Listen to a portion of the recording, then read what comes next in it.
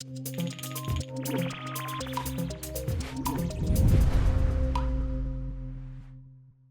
Lee, Hello. Lee's back. Hello Lee. It's Monday. Just done sprint planning. Oh, that was an awkward hello. Hello. But yes, what we're up to. So for me this week, I need to get Coloring Voxels trailer ready, so that Lee will be doing some of that work next week. And yeah, that's me. Yeah, there's a lot of DLC with the other games, so we have a Hexeed release this week, so you get the store page stuff for that, the achievements, that sort of stuff. Jack's finishing up the Alchemy DLC for Coloring Pixels, and then I'll be working on the WooLoop stuff as well for the next WooLoop DLC.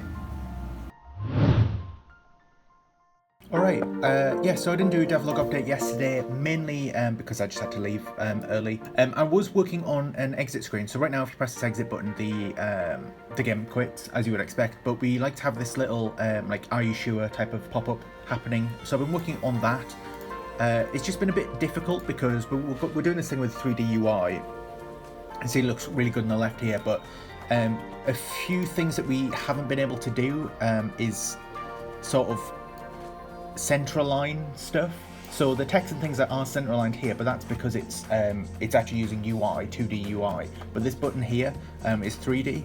So we needed a way to make it so that it could center align, but not in the middle of the actual screen, but in the middle of this little box here. So that's what I was doing anyway. But it's good. I think we're pretty much there. It just needs a bit of like positioning, and that means that we can go ahead and make all of the extra sort of UI elements like deleting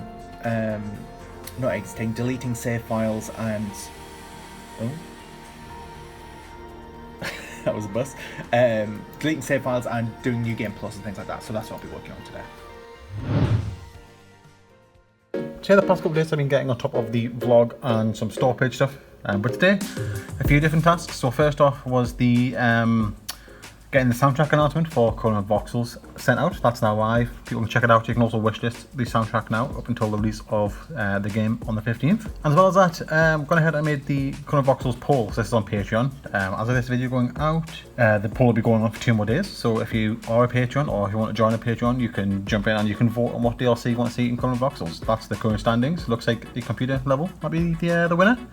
And then finally, I've just gone ahead and done the achievements. Can't really show that. I guess I can show the achievements are working in game. I'm just localised all that. It takes a bit longer than I would think every single time, just because you've got to localise them all in various languages. But that's live as well, so that's the DLC for Hexeed ready to go for Friday as well. Okay, so a pretty straightforward day for me today. I've actually been working on checking all the levels for the Alchemy DLC, making sure the colour counts have all been turned down and everything's pretty much fixed up and ready to go for Elite QA. As you can see here, I've just finished them all off. I'm quite happy with the colour counts, to be perfectly honest. Some of them are in like the medium range, but there's a lot of them as well that are quite low, so hopefully there'll be a sort of nice variety of different levels to try out here, and hopefully you'll enjoy it.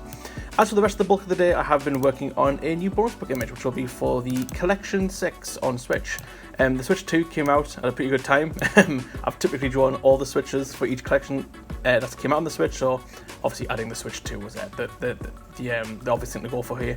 There's quite a lot of back and forth in this one, doing a lot of fixes, especially on the sort of UI icons here, but I managed to get it done pretty sharpish, and then at the end of the day I've been working on the Alchemy stuff. So pretty Coloring Pixels heavy day today, but now I can jump back on to doing some voxels work.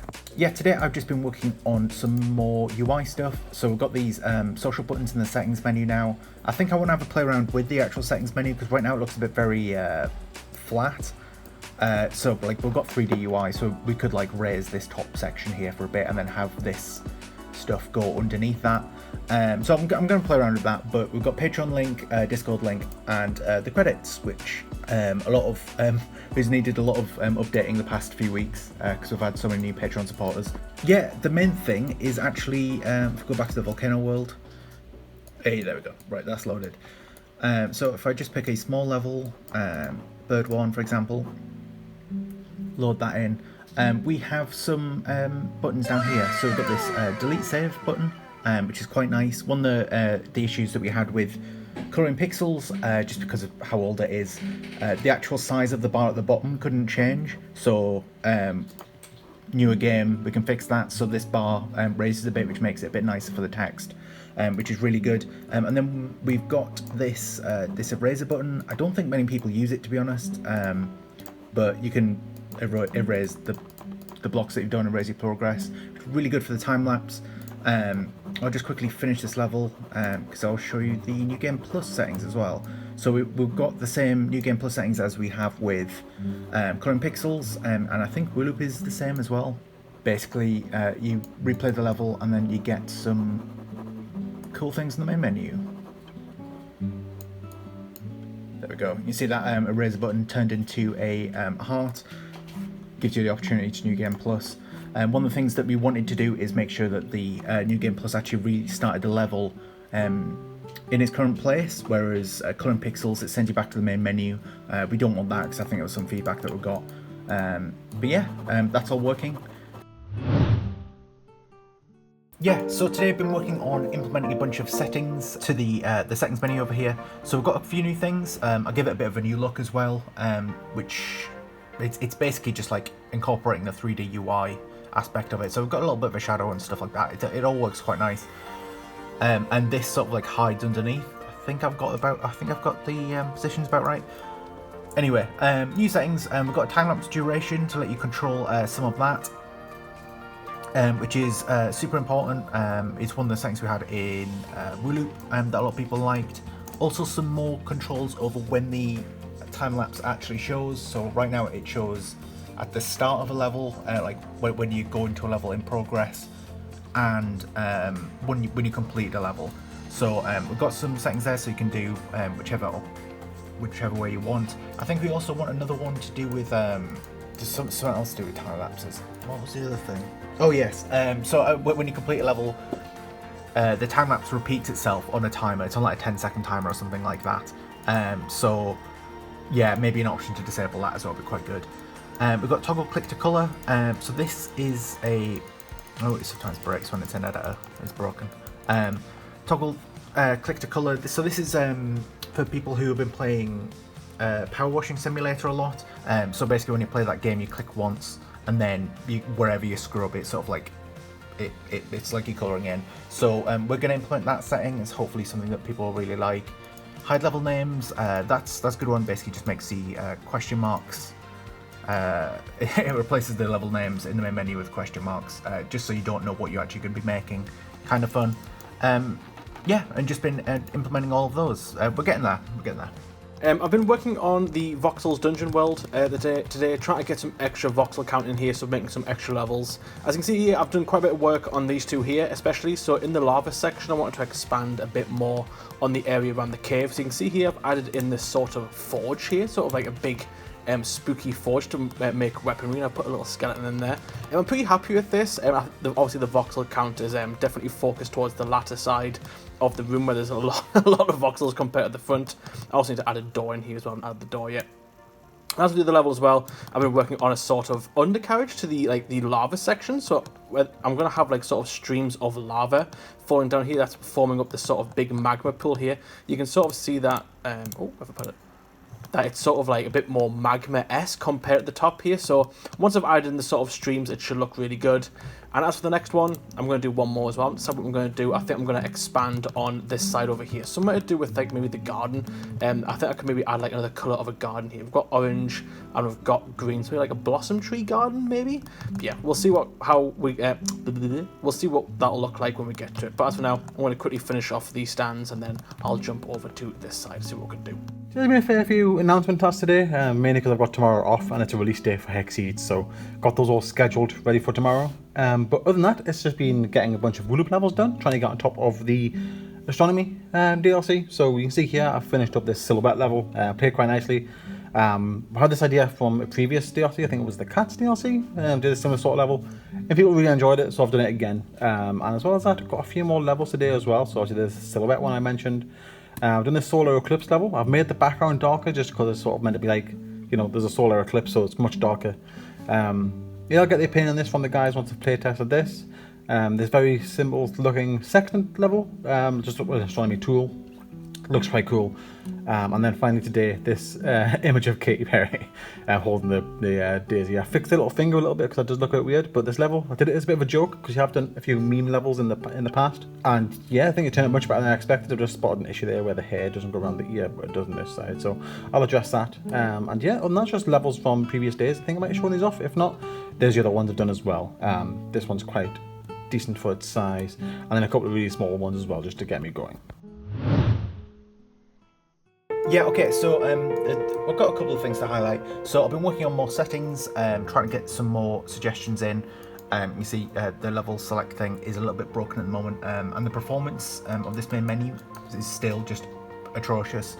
I have committed some of the stuff I was working on at home to improve the performance, but it isn't exactly great. So it's a step in the right direction, don't get me wrong, but like, so you can see a lot of these entities are being made, and these are what's being used for rendering each face of the world. If so, each cube has 6 faces, and it's going to render a little square for every one. And this is what I've been working at home, because the actual FPS of when it's actually rendering is actually quite high, much higher than the method I was using before.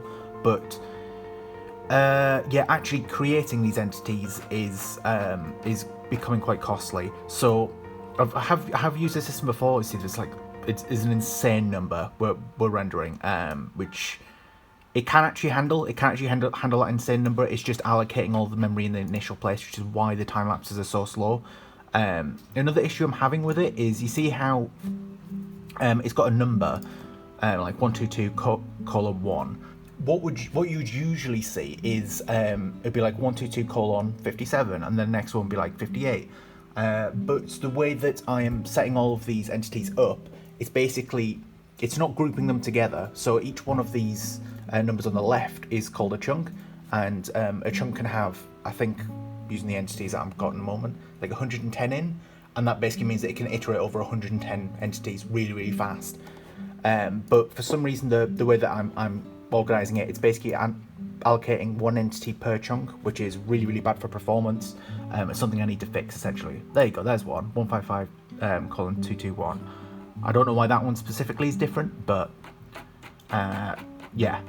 Got more to work on, but yeah, I've been working on settings as well, so I'll just quickly load up this. It is a bit broken at the moment, but we've got some more main menu settings. So one of the things that people wanted was the ability to see the dimensions of the level, so I basically tried to add that in a setting. So for the oh gosh, I can't show you anymore, but on the level item level select buttons, there's a bit of information on the left, bit on the right. These are the defaults, the color count and the voxel count. It just basically means that now you can change it to a to show the dimensions as well, which is good. And then we've got high level names, a bunch of other stuff, and it's crashed. Oh my gosh, it's crashed. Oh my gosh, I'm rambling anyway. Okay, so like I said yesterday, I've been working on underwater and the dungeon worlds for Coloring Voxels, trying to update them to get them a bit more detail in.